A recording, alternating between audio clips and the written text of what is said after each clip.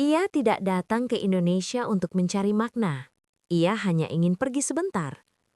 Ethan datang ke Indonesia bukan sebagai pencari petualangan atau penjelajah budaya. Ia datang karena lelah. Lelah pada rutinitas hidupnya di Eropa yang terasa kaku, cepat, dan tanpa ruang untuk bernafas. Tidak ada tragedi besar yang mendorongnya pergi.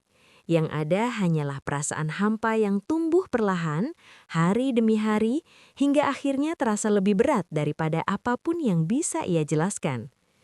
Indonesia hanyalah titik di peta, sebuah tempat yang hangat, murah, dan jauh dari rumah. Ia tidak membawa ekspektasi emosional. Ia tidak mencari transformasi. Ia hanya ingin menjauh dari hidupnya sendiri untuk sementara waktu. Saat pesawatnya mendarat, Ethan tidak merasa bersemangat. Ia merasa netral, bahkan sedikit cemas.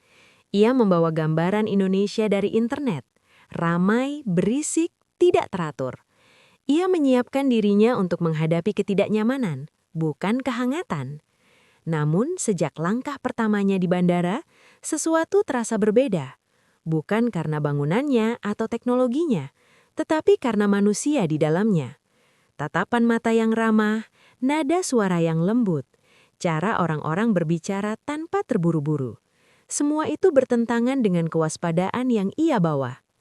Ia tidak langsung merasa bahagia. Namun untuk pertama kalinya setelah waktu yang lama, ia tidak merasa tegang. Dan perasaan kecil itu, hanya rasa tidak tegang, adalah awal dari sesuatu yang belum ia sadari.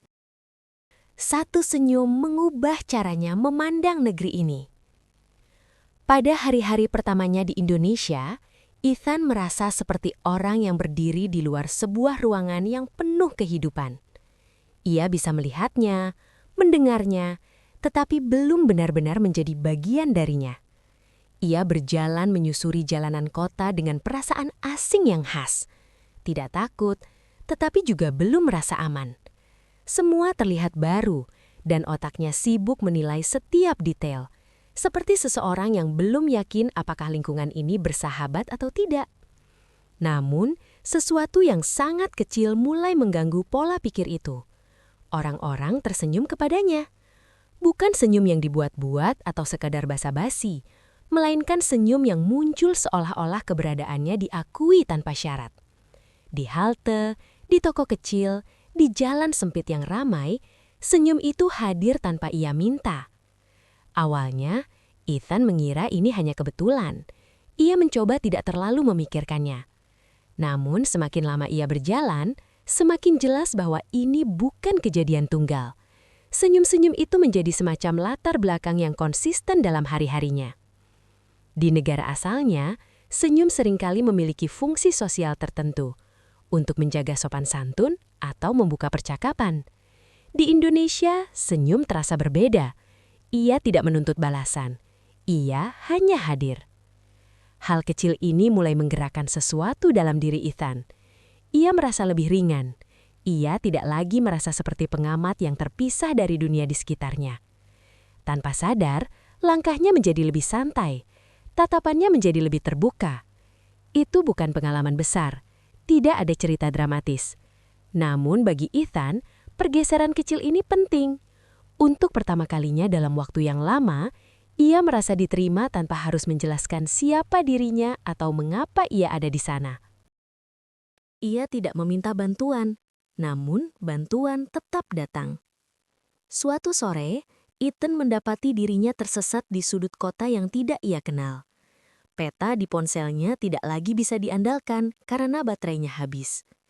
Ia berdiri di pinggir jalan, mencoba mengingat arah dengan potongan ingatan yang tidak lengkap.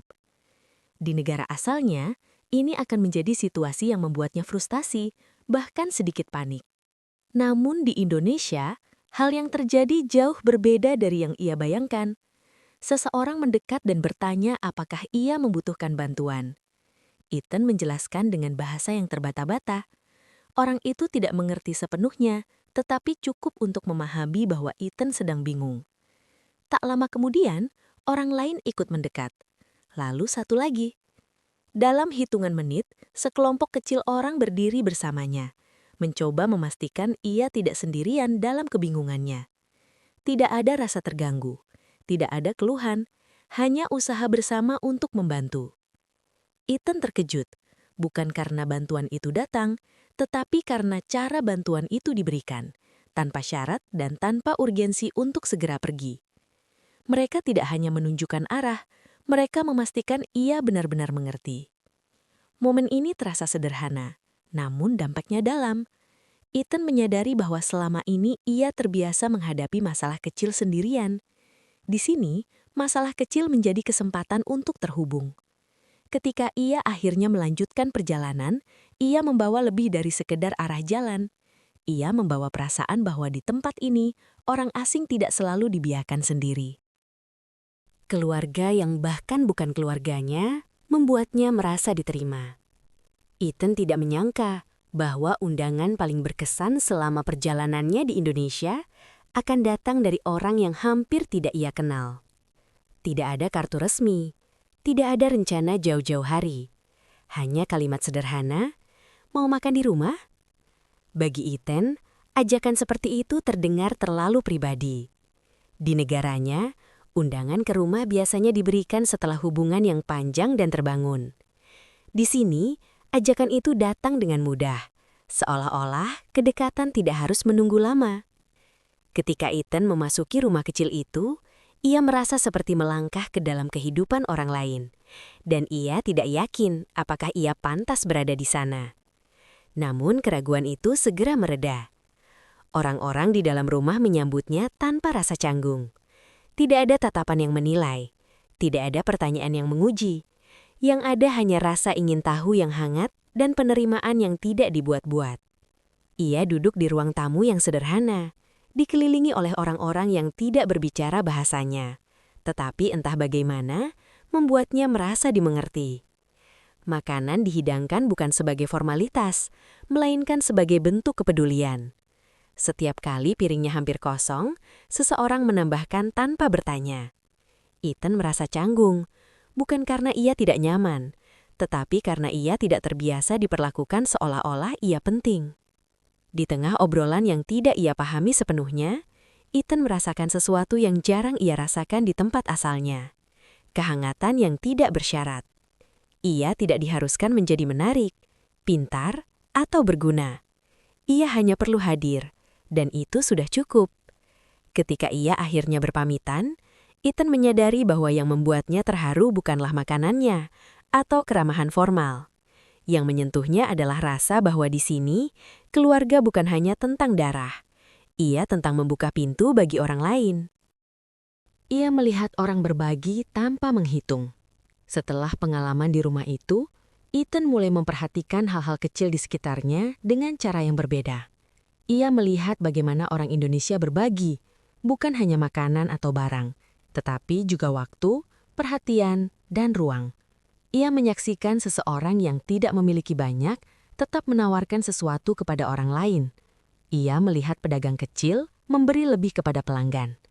Ia melihat orang-orang saling membantu tanpa membuatnya terasa sebagai beban. Bagi Ethan, ini membingungkan sekaligus menyentuh. Di negara asalnya, berbagi seringkali datang dengan perhitungan. Siapa memberi apa, dan apa yang akan kembali. Di Indonesia, berbagi terasa lebih sederhana, seolah-olah memberi adalah bagian alami dari hidup, bukan keputusan strategis. Ia mulai menyadari bahwa banyak orang di sekitarnya tidak hidup dengan rasa takut kekurangan. Mereka hidup dengan rasa cukup untuk hari ini, cukup untuk dibagi. Sikap ini perlahan meresap ke dalam diri Ethan. Ia mulai merasa lebih ringan, seolah beban untuk selalu mengamankan dirinya sendiri mulai berkurang. Hal-hal kecil ini tidak mengubah hidup Ethan secara dramatis. Namun mereka mengubah cara hatinya bekerja.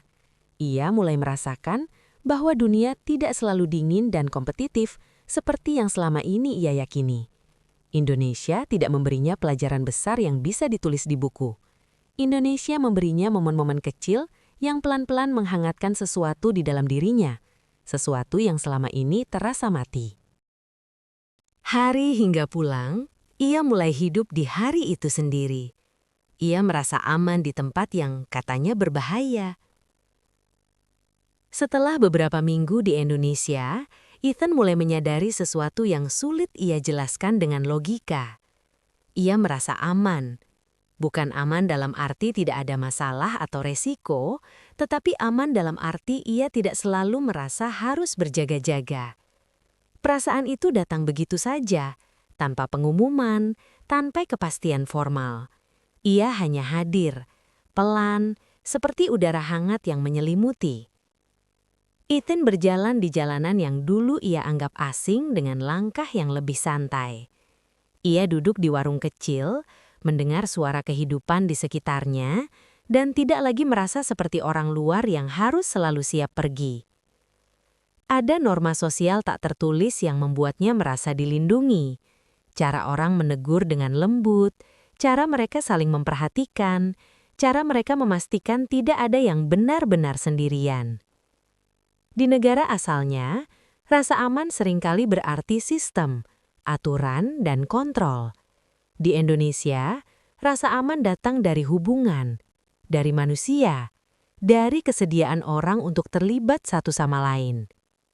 Ethan menyadari bahwa ia tidak lagi menghitung.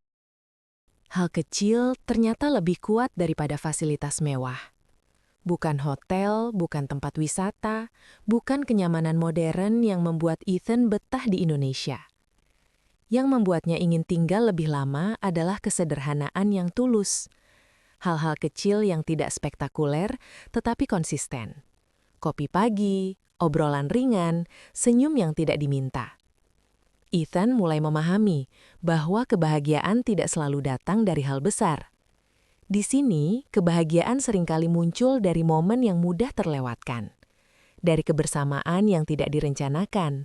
Dari kehadiran yang tidak menuntut apapun. Ia mulai merasakan sesuatu yang tidak pernah ia rencanakan. Keterikatan. Bukan pada tempat, tetapi pada ritme hidup yang terasa lebih manusiawi. Untuk pertama kalinya, ia tidak merasa sedang bepergian. Ia merasa sedang hidup. Dan di titik inilah, tanpa sadar, rasa pulang mulai tumbuh. Untuk pertama kalinya, tempat asing terasa seperti rumah. Ethan tidak pernah bangun suatu pagi dengan kesadaran tiba-tiba bahwa Indonesia telah menjadi rumah. Perasaan itu tidak datang sebagai kilatan emosi. Ia tumbuh pelan, seperti kebiasaan yang tidak disadari. Ia mulai mengenali wajah-wajah di warung, di jalan, di lingkungan tempat ia tinggal. Ia mulai memiliki rutinitas kecil yang tidak lagi terasa sementara. Kopi pagi di tempat yang sama, sapaan yang familiar, keheningan yang tidak membuatnya kesepian. Suatu hari, ia menyadari bahwa ia tidak lagi berjalan seperti turis. Ia tidak lagi melihat sekeliling dengan rasa ingin tahu yang tegang. Ia bergerak dengan rasa memiliki yang aneh, seolah-olah ruang di sekitarnya tidak lagi menuntut pembuktian. Indonesia tidak berubah, yang berubah adalah posisinya di dalamnya. Ethan menyadari bahwa pulang bukan tentang alamat atau kewarganegaraan.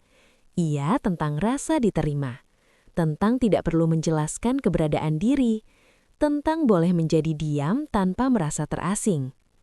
Dan perasaan itu, yang begitu sederhana, membuatnya terharu lebih dari apapun yang ia lihat. Ethan mulai menyadari bahwa ia tidak lagi merencanakan hari-harinya dengan rasa terburu-buru.